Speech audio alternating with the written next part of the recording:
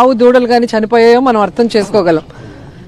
దానిని కూడా రాజకీయం చేస్తూ వైఎస్ఆర్సీపీ మీద బురద జల్లుతూ నిన్న టీడీపీ అధ్యక్షుడు పల్లా శ్రీనివాస్ గారు తన official Telugu Desam party official Twitter అలాగే ఫేస్బుక్లో దమ్ముంటే రండి అని సవాల్ విసిరారు.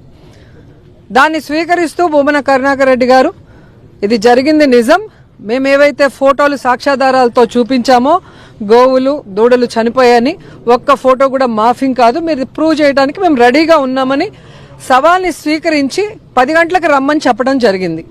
మరి ఈరోజు సవాలు విసిరిన పల్లా శ్రీనివాసు వాళ్ళు తప్పు చేయకపోతే టీడీపీ పార్టీ శ్రేణులు తప్పు చేయకపోతే ఈరోజు వాళ్ళ నిర్లక్ష్యం వల్ల టీటీడీ పాలక మండలి నిర్ణయం లేకుండా ఆవులు చనిపోకుండా ఉంటే ఈరోజు పోలీసులను ఉపయోగించి ఈరోజు ఎందుకు హౌస్ అరెస్ట్ చేస్తున్నారు?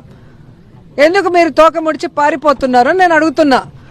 మీరు సవాల్ చేసినారు, మీరు తప్పు చేయలేదు అంటున్నారు కదా, తీసుకెళ్ళండి, మమ్మల్ని గోశాల దగ్గరికి తీసుకెళ్ళండి. కరుణాకర్ రెడ్డి గారు చైర్మన్ గా ఉన్నప్పుడు ఎన్ని ఆవులు ఉన్నాయి, ఎన్ని దూడలు ఉన్నాయి, ఈ రోజు ఎన్ని ఉన్నాయి అనేది మనం చూపిస్తాం కదా. అలా లేకుండా వాళ్ళు మాట్లాడే తీరు చూస్తుంటే చాలా అసహ్యంగా ఉంది. మీ ఎల్లో మీడియా ఉంది, మీ పోలీసులు ఉన్నారు, మీ పార్టీ ఎమ్మెల్యేలు ఉన్నారు, మంత్రులు ఉన్నారు, రండి మేము కూడా వస్తాం, మీ ఆధ్వర్యంలోనే ప్రూవ్ చేస్తామని చెప్తున్నాం కదా.